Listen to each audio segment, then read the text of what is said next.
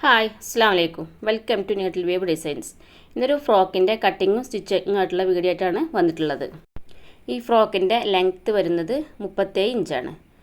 അത് നമുക്കതിൻ്റെ ലൈനിങ് പാർട്ടിൽ കട്ട് ചെയ്യാം. എനിക്കിതിൻ്റെ യോക്ക് പാർട്ട് വരുന്നത് 13 ഇഞ്ചാണ്.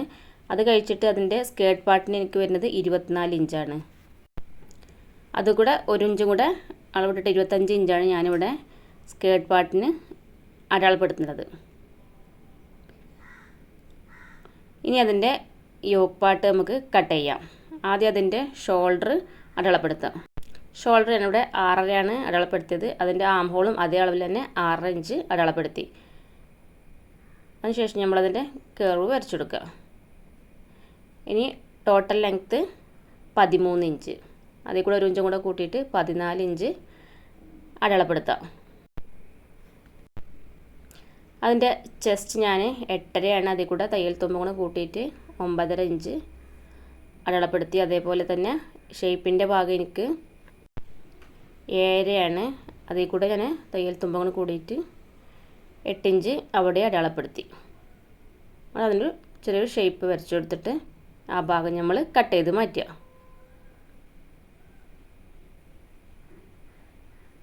സിമ്പിളായിട്ട് നമുക്ക് ഇതേപോലെ ഫ്രോക്കൊക്കെ കട്ട് ചെയ്തെടുക്കാം.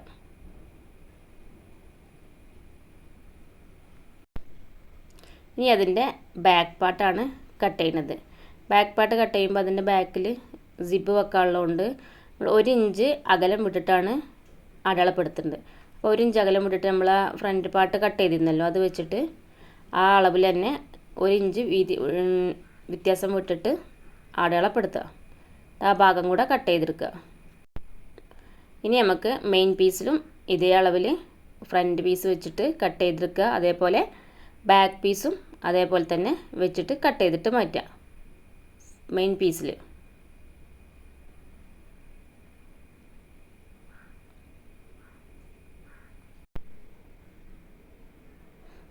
ഇതേപോലെ തന്നെ മെയിൻ പീസും അളവിട്ടിട്ട് കട്ട് ചെയ്തിട്ട് മാറ്റിയെടുക്കുക.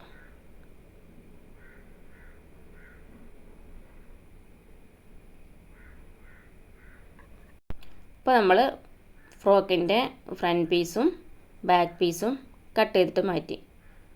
ഇനി അതിൻ്റെ നെക്ക് അടയാളപ്പെടുത്താം. ഇതിന് ഞാൻ കോളർ വെച്ചാണ് ചെയ്യുന്നത്. അപ്പോൾ അതിന് ഞാൻ ഫ്രണ്ട് നെക്ക് 3 ഇഞ്ചാണ് അടയാളപ്പെടുത്തിയിട്ടുള്ളത്. ഇതേപോലെ നമ്മളൊരു സ്ക്വയർ വരച്ചിട്ട് അതിനെ റൗണ്ട് ചെയ്തെടുക്കുക. ഇതേപോലെ കട്ട് ചെയ്ത് മാറ്റുക.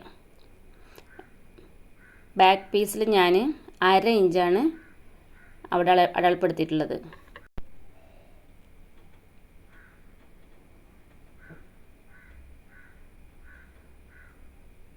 ഫ്രണ്ട് പീസ് നമ്മൾ വെച്ചിട്ട് അതിൻ്റെ വിഡ്ത്ത് എത്രയാണെന്ന് നോക്കിയിട്ട് ആ ഭാഗം ലൈൻ വരച്ചു കൊടുത്തിട്ട് ആ ഭാഗം കൂടെ കട്ട് ചെയ്തിട്ട് മാറ്റുക.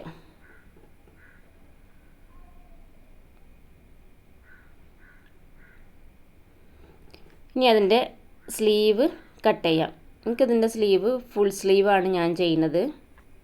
അപ്പോൾ സ്ലീവ് ലെങ്ത്ത് എനിക്ക് 20 അതിൽ കൂടെ 1.5 ഇഞ്ച് തയ്യൽ തുമ്പ് ഇട്ടിട്ട് 21.5 ഇഞ്ച് ഞാൻ അടയാളപ്പെടുത്തി. അതിൻ്റെ വീതി എനിക്കവിടെ വരുന്നത് അടിഭാഗത്ത് 4.5 അതിൽ കൂടെ 1 ഇഞ്ചും കൂടെ ഇട്ടിട്ട് 5.5 അടയാളപ്പെടുത്തിയിട്ട് അത് കട്ട് ചെയ്ത് മാറ്റുക. ഇനി അതിൻ്റെ സ്കേർട്ട് പാർട്ടിനുള്ള നെറ്റ് കട്ട് ചെയ്യാം. 24 ഇഞ്ചിലാണ് നമ്മൾ നേരത്തെ ലൈനിങ് പീസ് കട്ട് ചെയ്ത് അതേ അളവിൽ തന്നെ ലൈനിങ് പാർട്ടും മെയിൻ പീസും കട്ട് ചെയ്തിട്ട് മാറ്റുക. അതിനുശേഷം അതിൻ്റെ ഫസ്റ്റിൽ വരുന്ന ഒരു ഭാഗം ഉണ്ടല്ലോ, ആ ഭാഗം ഒന്ന് കട്ട് ചെയ്തിട്ട് മാറ്റിയിട്ട് അവിടെ നിന്നിട്ട് അളവെടുക്കുക. ഇതുപോലെ കുഞ്ഞ് ഫ്രില്ലിട്ട് കൊടുക്കുക. നമ്മൾ കുഞ്ഞ് ഫ്രില്ലിട്ട് കൊടുത്താൽ എത്രയാണോ നമ്മൾ ചെറുതാക്കി ഫ്രില്ലിട്ട് കൊടുക്കണതിനനുസരിച്ചത് ഉടുപ്പിന് ഭംഗി കൂടുകയുള്ളൂ. അതേപോലെ തന്നെ അതിൻ്റെ ലൈനിങ്ങും ഇതേപോലെ ഫ്രില്ലിട്ടെടുക്കുക നമ്മൾ.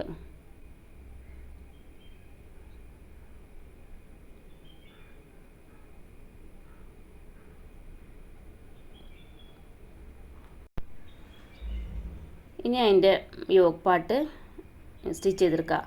അതേപോലെ ആദ്യം ബാക്കിലെ പീസ് യോക്ക് പാർട്ടാണ് നമ്മൾ സ്റ്റിച്ച് ചെയ്യുന്നത്. അപ്പോൾ ബാക്കിൽ നമ്മൾ സിബ്ബാണല്ലോ അറ്റാച്ച് ചെയ്യുന്നത്. അപ്പോൾ ഇതേപോലെ 2 പാർട്ടാക്കിയിട്ട് അവിടെ ഞാൻ ഇൻവിസിബിൾ സിബ്ബാണ് വെച്ചെടുക്കുന്നത്. ക്ലോത്തിൻ്റെ അരിവശത്ത് നമ്മൾ സിബ്ബ് വെച്ചിട്ട് ആദ്യം സിബ്ബൈമേ അറ്റാച്ച് ചെയ്ത് കൊടുക്കുക.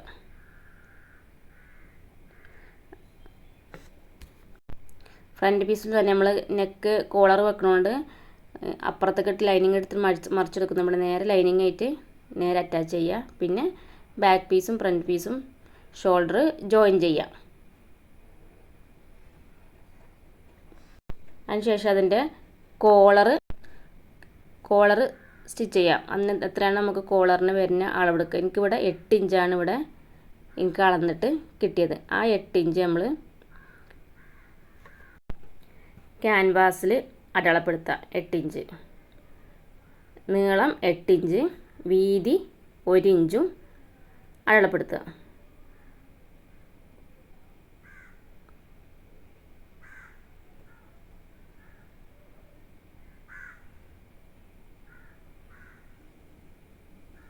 അടയാളപ്പെടുത്തിയിട്ട് നമ്മളത് ആ ഭാഗം വെട്ടി മാറ്റി അതിൻ്റെ ആ എൻഡിങ്, അത് സ്റ്റാർട്ടിങ്ങിലുള്ള ആ ഭാഗത്ത് ഇതേപോലെ ചെരിച്ചിട്ടൊന്ന് കട്ട് ചെയ്ത് കൊടുക്കുക. ഇനി ആ ക്യാൻവാസിനെ പൊതിയാൻ വേണ്ടിയിട്ട് നമുക്ക് 2 പീസ് മെയിൻ പീസിൽ നിന്ന് കട്ട് ചെയ്തിട്ട് മാറ്റുക. കോളർ സ്റ്റിച്ചിങ്ങിൻ്റെ വീഡിയോ ഒന്നും ഇതിൽ ഞാൻ ഫുള്ളായിട്ട് എടുത്തിട്ടില്ല, നിങ്ങൾക്ക് അറിയാമായിരിക്കും എന്ന് വിചാരിക്കണേ. പിന്നെ അതിന് ശേഷം ഇതേപോലെ കോളറ് മെയിൻ പീസിൽ നെക്കായിട്ട് അറ്റാച്ച് ചെയ്യാം.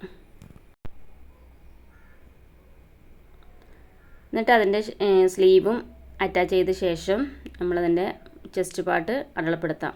നിങ്ങൾക്കിവിടെ ചെസ്റ്റ് പാർട്ട് നമ്മൾ 16 ഇഞ്ച് അടയാളപ്പെടുത്തി. അതേപോലെ ഷേപ്പിൻ്റെ അവിടെ 15.5 ഇഞ്ചുമാണ് ഞാനിവിടെ അടയാളപ്പെടുത്തുന്നത്.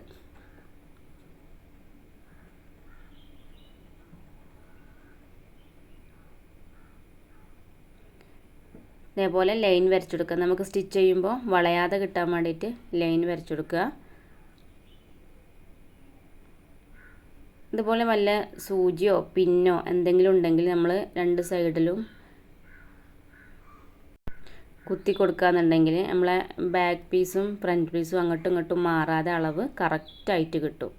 എന്നിട്ട് നമ്മൾ സ്റ്റിച്ച് ചെയ്ത് തുടങ്ങുമ്പോൾ ഒരു ഇഞ്ച് അങ്ങോട്ടോ 1/2 ഇഞ്ച് ഇങ്ങോട്ടോ ഒക്കെ മാറിക്കഴിഞ്ഞാൽ അളവിൽ നല്ല വ്യത്യാസം വരും. അപ്പോൾ അളവിൽ വ്യത്യാസം വരാതിരിക്കാൻ വേണ്ടിയിട്ട് ഇങ്ങനൊരു പിന്ന് വെച്ചിട്ട് നമ്മളവിടെ സേഫായിട്ട് വെക്കുക.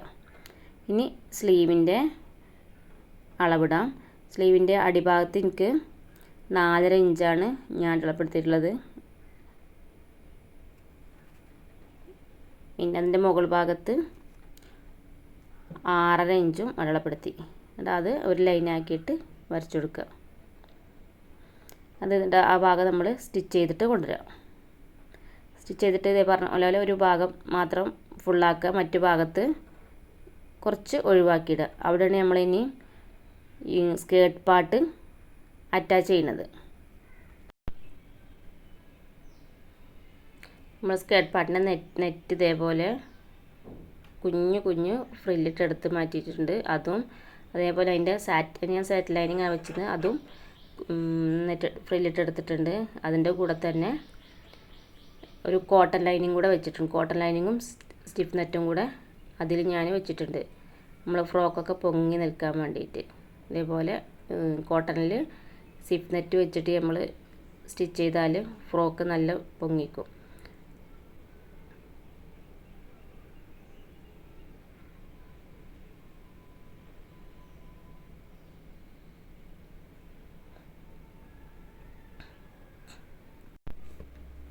ഇനി ഇതേപോലെ ഓരോന്നോരോന്നായിട്ട് നമുക്ക് അതിൻ്റെ യോക്ക് പാർട്ടിൽ അറ്റാച്ച് ചെയ്ത് കൊടുക്കാം.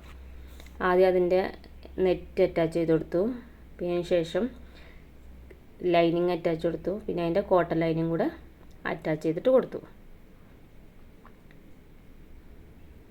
ഇനി അത് ബാക്കിയുള്ള ഭാഗം കുറച്ച് ഭാഗത്ത് മാത്രമല്ല നമ്മൾ സ്റ്റിച്ച് ചെയ്ത് വെച്ചിരുന്നത്, ആ ഭാഗം അതേപോലെ അടിവരെ സ്റ്റിച്ച് ചെയ്തിട്ട് കൊടുക്കുക. ഇനി നമ്മൾ ലൈനിങ്ങിൻ്റെ അടിവശം ഇതേപോലെ 1/2 ഇഞ്ച് ഉള്ളിലിട്ടിട്ട് മടക്കി കൊടുക്കുക. അതേപോലെ കോട്ടൺ ലൈനിങ്ങിൻ്റെ അടിവശം 1/2 ഇഞ്ച് ഉള്ളിട്ട് ചുറ്റുഭാഗം മടക്കിയിട്ട് അടിക്കുക. ഇത്രയേ ഉള്ളൂ നമ്മളെ ഫ്രോക്ക് റെഡി. സിമ്പിളായിട്ട് ചെയ്യാം.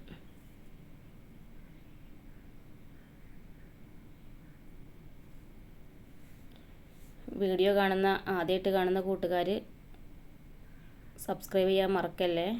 ലൈക്കും കമൻറ്റും ഒക്കെ ചെയ്യണേ. ഫ്രോക്ക് ഇഷ്ടമായോ എന്ന് അറിയിക്കണേ. ഇതിൽ കസ്റ്റമർ ഇട്ട ഫോട്ടോയും കൂടി ഇതിൽ ആഡ് ചെയ്തിട്ടുണ്ട്.